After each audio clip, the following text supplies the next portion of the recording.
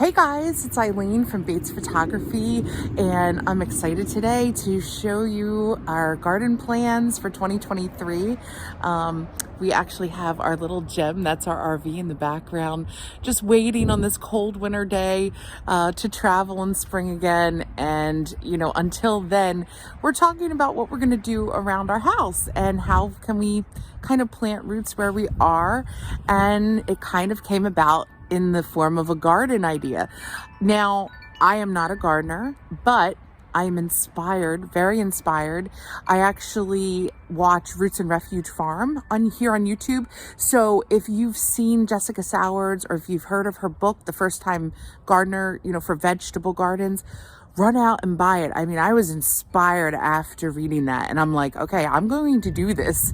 I wanted to show you everything here because the yard is a disaster. Like, it has blown up, and that's just because we are getting ready. So I'm going to take you along from the beginning, and maybe you can kind of see how we grow.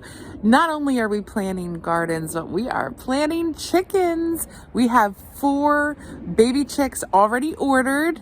We can't pick them up until the end of March because they are in baby chick mode, and we're picking them up as pullets. And that's an easier way for them to have success rather than start them from baby chicks. We're not getting into that.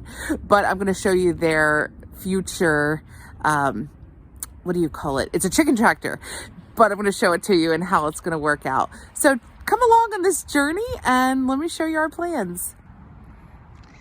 Okay, we are looking at the former site of our pool. It was a 30 by 15 oval above ground pool, and this pool served us so well all through our daughter's early years. She's now going to be 22, and it really was the perfect entertainment spot. And look at the space. I mean, that really left us with a lot of space and potential. So we're going to basically get rid of all of this stone that was around the pool, and we're going to repurpose that all over here.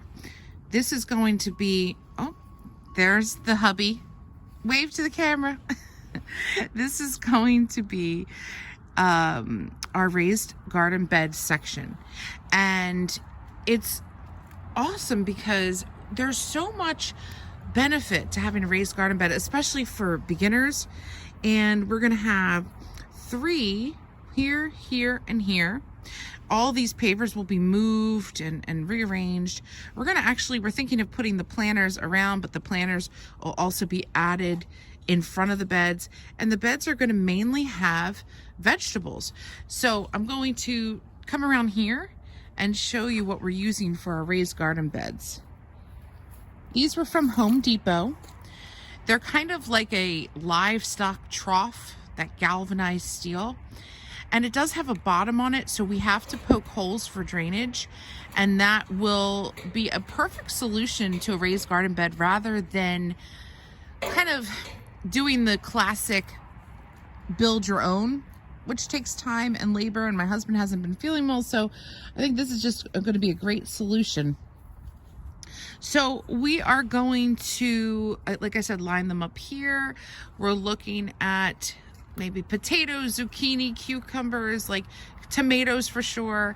And if you do get Jessica Sowards' book, kind of look at the section where it's talking about what can be blended in those raised beds and that can complement. And that really opened my eyes. So we're going to have some scattered plants throughout the veggies to bring in beneficial insects and bees and butterflies and all that good stuff. So talking about the pool, we definitely have the potential for more garden space, but for now, we're just gonna have it right here. This is going to be grass because we need the grass for the chicken tractor, and we are going to move it around from space to space to space, and apparently chickens go through grass rather quickly.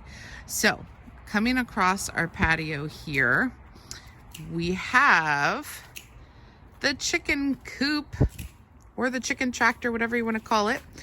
And this is put out by Omelette. It was a UK design, and we love the design. I mean, it's a bit to put together, guys, but I would recommend this so far just because it's practical for backyard birds. I mean, we just have a little postage stamp here, a little bit less than a 1/4 acre of land, and it's awesome. We can fit 4 birds in this. I think that is, right now, this is called the Igloo Go Up. I think that's our limit. If we went bigger with the cube, you can get, I think they said even up to 10 birds, but we're gonna start with 4 and see what happens. So it's on wheels, and I'm gonna come around and see if I can show you this. Hey, I got a Cricut machine, so I'm kind of obsessed with cricketing everything. If you look, we actually got the logos to sort of look like our girls. Ginger is going to be a Rhode Island Red. Zsa is going to be a buff laced Polish. Marianne's going to be a black Australorp. And Lovey is going to be a silver laced Wyandotte, or Wyandotte. I hope I'm saying that right. And please comment below if you know the theme we were going with. I would be excited to see if anybody knows the theme. Okay, so more cricketing, farm fresh butt nuggets. So let me open this up here. We're gonna take a peek in here. This is an interesting design for a coop because the chickens are basically going to roost on these little bars, and they share the one little nesting area. But we've seen videos, and apparently they're happy as can be. And if you notice, it's all plastic, so you can easily clean this. So let me close this up here and come around. Well, actually, let me see if I can show you here. So there's the wheels. This would basically, you'd press on this to lift up the wheels. I'm not going to do it fully, and you would do that on both sides. And then around front, you have the handles where you can move it. It comes with the one length. I think it's like 6 foot. We added the extra length, and so it really gives them a nice 9-foot run, which is going to be fine for 4 birds that are medium size. And the hubby is so smart already to like get this literally a smart chicken coop, because we have the solar panel there. The chicken cam is already in place. I'm gonna actually insert a little clip here so you can see what this chicken cam is gonna look like. Obviously, we're gonna bring you chicken cam videos with the chickens in the future.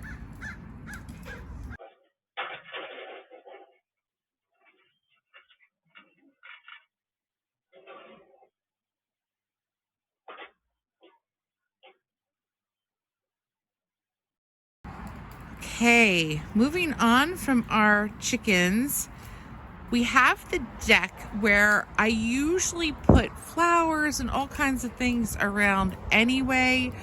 Those we don't grow from seed. We basically just, go to our local big box store or nursery. But this year, we're going to have, instead of being on the deck, we're really going to kind of focus on these repurposed pool steps. My husband was like, let's not throw these out. We can make them shelves. Now, if you see, obviously, everything needs to be power washed big time. And so they will be. But it's 28 degrees today, guys. So probably these things aren't getting power washed until at least another couple of weeks when the weather warms up. But yeah, we're going to have lots of flower pots and, flowers that especially attract bees and pollinators and things like that. So we thought that would be good to have these here when our garden and main section is going to be against the house here. So that is the start of what we're going to do. Does anybody have any suggestions now that you kind of see our space? I would love to hear it. I am so open. We're still in the planning stage.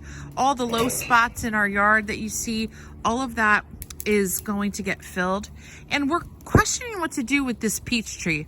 What would you guys do? It's really big and it's kind of unruly, and it's unfortunately, it's never produced good fruit. It's had fungus infections and things like that. I want to be as organic as possible, but I don't know that we should take down the tree, but I don't know if we should take it down to plant additional dwarf fruit trees. So it's tough. You know, the nature lover in me, I'm like, I don't know if we should disturb it or if we should just maybe plant 4 in its spot. So this, again, everything was being repurposed. I don't know if you can see here, the corner of our shed.